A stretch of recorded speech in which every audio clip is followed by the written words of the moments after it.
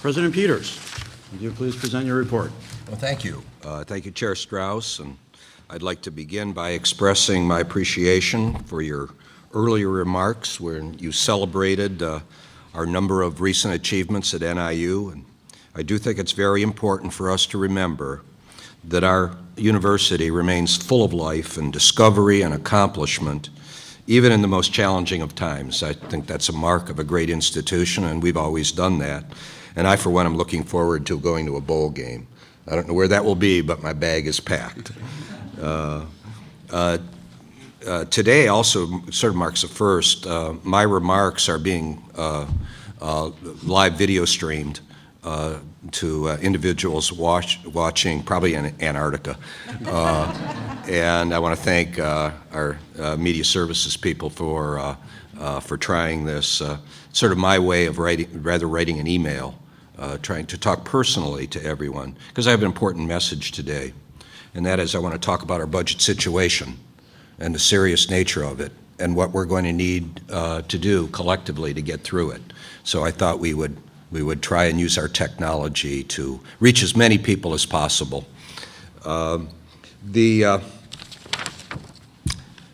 should be no news, it's news to no one in this room or anyone who has paid even passing attention to the headlines that the state of Illinois is in dire financial straits.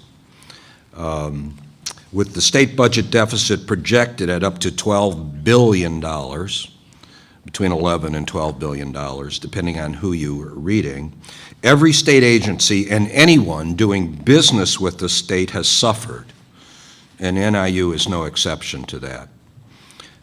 The immediate consequences is that we find ourselves in the midst of a cash flow crisis. Money is flowing in from the state too slowly to keep pace with our routine operating expenses, simply put. It's no secret how we have arrived here. For years, state spending has outstripped revenues by about $1 billion annually, which is a structural deficit, digging a deep financial hole for the state. Making matters worse, high unemployment and rampant underemployment since 2007, after the collapse, have resulted in a dramatic drop in state revenues. It's accelerated this gap. One consequence of this has been dwindling state support for higher education. And this is certainly, we're not immune in the state of Illinois to this. There's been a disinvestment for a decade in public higher education across the states. The percentage of NIU's total operating budget provided by the state has declined from 43% 10 years ago to under 25% this year. And I think I have a slide that shows some of this.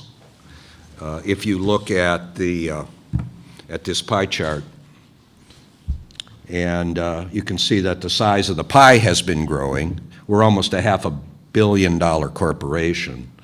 The state appropriation share has shrunk to about 25%. These other areas have been fairly stable with the exception of income fund. Gifts, grants, and contracts have grown some. We've done a very good job. Local and auxiliary enterprises, that is, those activities that raise cash, like Home Student Center, selling meals and so forth, and then revenue bond operations, where we use state bonds to fund long-term certain projects that have a revenue stream. Like we're finishing off a bond for Husky Stadium expansion. I don't know exactly how old that bond is, but we're about paying that off, and it's paid for by receipts from the gate. But this has grown, unfortunately, and the University Income Fund is composed of tuition and fees, and we've had no choice, as state appropriations have dwindled, to pass some. You can't pass all of them, those costs on to students and their parents, and that's unfortunate. But this pattern is typical of state universities across the country, so we're no exception. And what we've been trying to do, of course, is to diversify our sources of revenue. So that's the big picture. This year, receiving even a minimal level of support from the state has been a real struggle. Since the start of the fiscal year on July 1 this year through November, the state did not disperse any of the funds allocated to us for our use. So none of that. It's almost as if the major breadwinner of a family is not being paid and hasn't been paid for 6 months, but is still working. It's not even on unemployment. Therefore, we'd have to use our other sources of family income to pay for our operating expenses. At one point, the state was $65 million in this revenue stream is it's 107 million. That's 107 million this year, the GR state appropriation. They were about 65 million behind in their funding to NIU before, thankfully, we received our first $8 million appropriation payment last week. And I think Dr. Williams called me on Thanksgiving Day with that good news that the check had arrived. And I said, cash it and spend it. Hopefully that will start a trend. Because as welcome as the money is, $8 million is not enough to meet a single 2-week payroll cycle at NIU, which is about $9 million. The campus community may be interested in the following information about our payroll. I think we have a slide that's coming up. Our annual total payroll for all fund sources is $251 million per year, and remember what our base was, the $437 million. So the lion's share of what we do is pay for people. Each monthly payroll requires the university to expend almost $18 million in cash on hand to pay, keep paychecks flowing to our faculty, staff, and student workers. Each operating day, NIU incurs just under $1 million in payroll obligations. So as we sit here today on a work day, I've got to find $1 million so we can meet payroll. Translated, the state is so far behind in payments of NIU's appropriated funds that if we relied solely on state funding, the campus would probably be closed for business. No amount of NIU employee furlough days could cover the gap that currently exists from delayed state funding and still allow a functioning operational university. Because if we all took a furlough today, we'd raise $1 million. So if we didn't work, we couldn't pay ourselves, but we'd be even. Needless to say, this is what has created NIU's and others' cash flow crisis. With only the promise of money from the state, our administrative staff has worked hard and valiantly to stay ahead of the situation, to make sure that the paychecks could go out. Now I want to say that years of conservative fiscal practices provided us with a small cushion to work with, and we've stretched it as far as we can. Built up some reserves, watched our cash flow, been very careful about making purchases, and that's been our cushion. But let me just say here for everyone that we all owe a great debt of gratitude to a couple of individuals, and one is Eddie Williams and his staff for his outstanding management of our precious financial resources, and to Ray Alden and his expert stewardship, along with our just outstanding group of deans, in trying to make the very difficult kind of decisions that keep us going, keep us safe, keep us warm or cool, keep the classes being taught, so that in 2 weeks, we're going to, at commencement, give 1,600 individuals their degrees. That's what we're in the business for. And, you know, both of those individuals, Eddie and Ray, they're often in a position where they have to say no, and no one likes to hear no. No, we don't have the money to spend to begin a new venture, and I'm the person who every day generates 6 ideas, 5 of which are not any good, and one of which is probably too expensive. But universities are idea-generating machines. We generate more good ideas and more strange ideas in one day than any other kind of institution I know, and most of them are worth investment. We can't do that. But if Eddie and others hadn't done so and been tight-fisted, we would be facing a financial calamity today. So thank you. Instead, what we've done, we've shuttled funds between accounts. We are negotiating with vendors and utility companies to defer payments, and hopefully without penalty, about a $10 million electric bill. How'd you like that? And if you miss a payment, there's a huge penalty. So we're working with people. And we are exploiting every tool at our disposal, like performance contracts. You'll hear about those in one of the action items today, to do badly needed work around campus with little or no upfront costs. Now, regrettably, we've also been forced to increase the burden on our students through higher tuition and fees, and I covered that.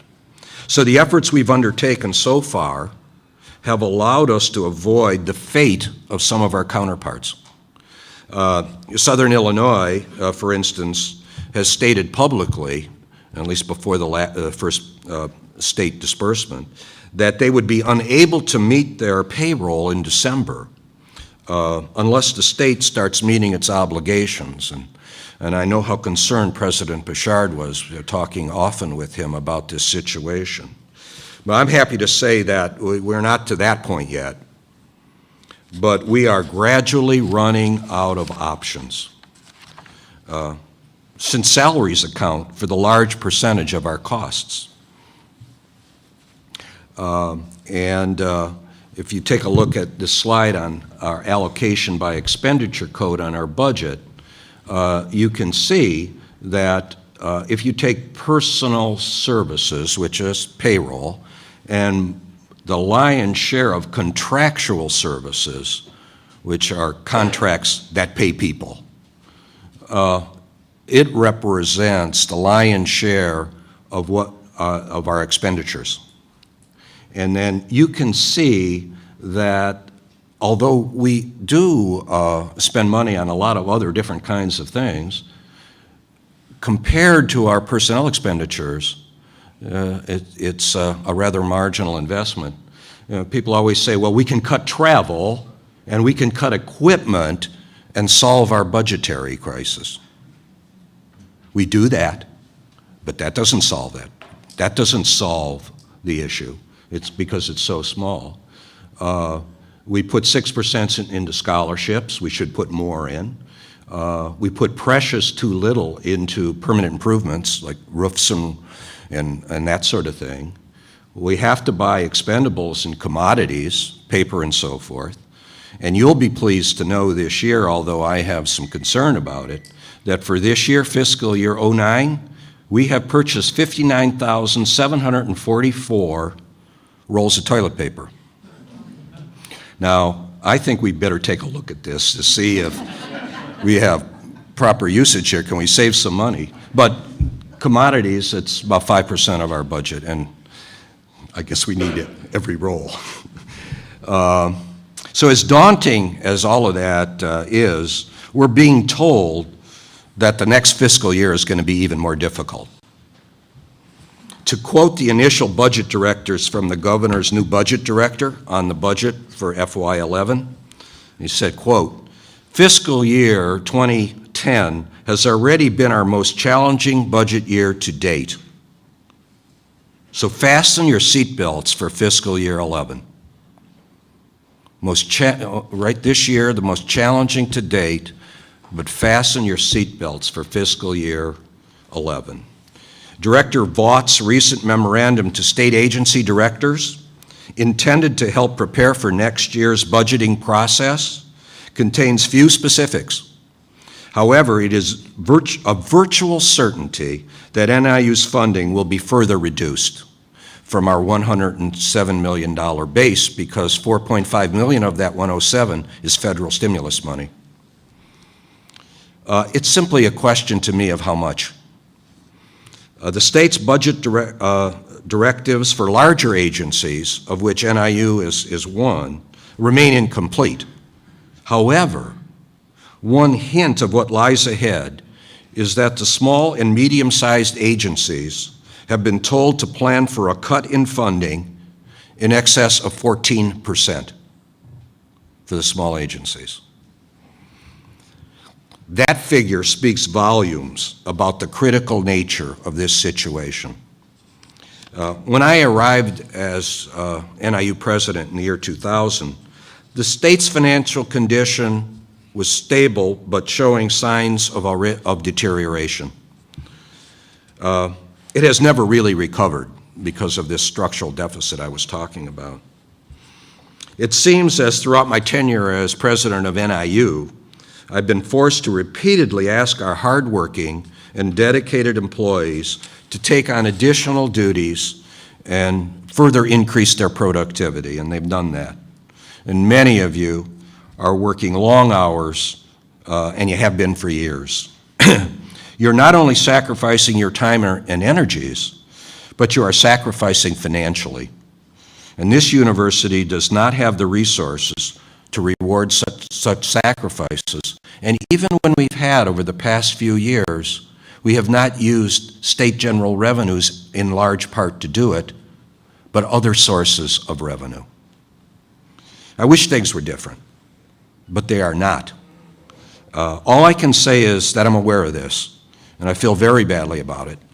And if I could find the resources to address these issues myself, I would, and I'd do it immediately.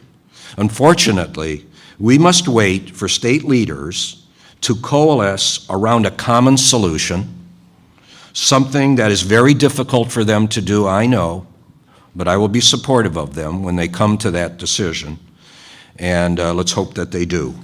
Meanwhile, as your president, I must ask your continued patience with state leaders, and that your energies continue towards enhancing the NIU academic and collegiate experience for our almost 25,000 students. And I know you've always done that, and you always will. And I am going to continue to devote almost all of my energies to trying to make the case for NIU and for public higher education in Illinois that it is a valuable investment on the part of the citizens and the state, and we'll see where that takes us. In the meantime, we cannot sit back and wait to learn what will be asked of us. We cannot wait. We must begin by taking steps now to help us through the current cash flow crisis and to prepare for what lies ahead after that. So effective immediately, I'm issuing the following directives. First, there is a hard hiring freeze in effect for all new and vacant appointments, except for critical lines and critical hires on the academic side of the university, required to help us effectively carry out the primary mission of educating our students. Other hires deemed critical will require vice presidential and presidential approval and will be approved on a case-by-case basis. So second, we are asking all departments on campus to reduce spending and find ways to delay processing purchases, contracts, and appointments until the latest possible point in time so that we can conserve cash and help meet payroll if we need to. So I'm asking you to do that. And finally, to the extent possible, limit travel and related expenses. I realize these steps sound familiar, but sadly, I've had to issue similar directives in the not-too-distant past. The difference is that now our situation is much more dire. To emphasize the seriousness of our current situation, allow me to put this in perspective. Unless the state fulfills its obligations to us, our ability to limit hiring and to defer payments will have a direct impact on our ability to continue to meet our ongoing obligations, including payroll. So if the state funding isn't coming, our ability to hold back our spending directly results in our ability to make payroll.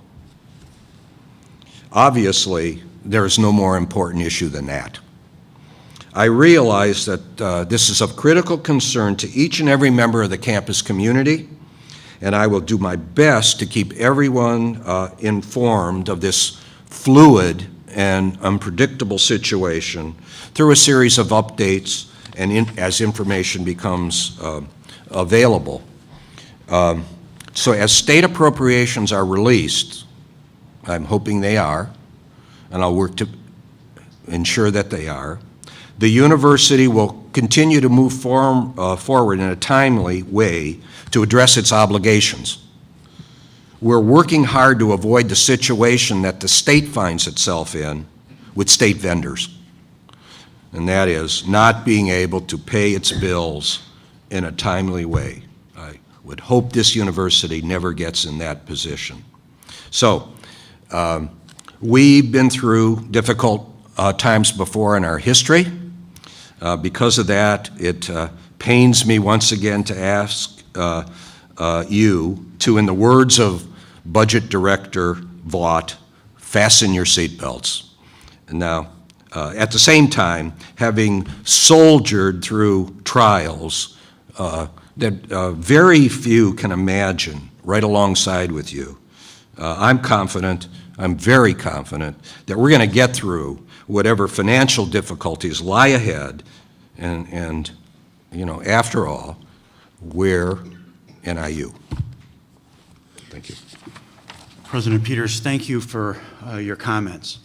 For those of you, and there are many in the room today that are regular attendees at our committee meetings, so bits and pieces of what President Peters has had to say this morning should come as no surprise to you. But I think the service that's been performed this morning is that it's been synthesized, presented in a direct manner, and in a way that's accessible to everyone in the university community. That type of communication, I think, is important, and I'm glad we had the opportunity to hear from you this morning on this topic.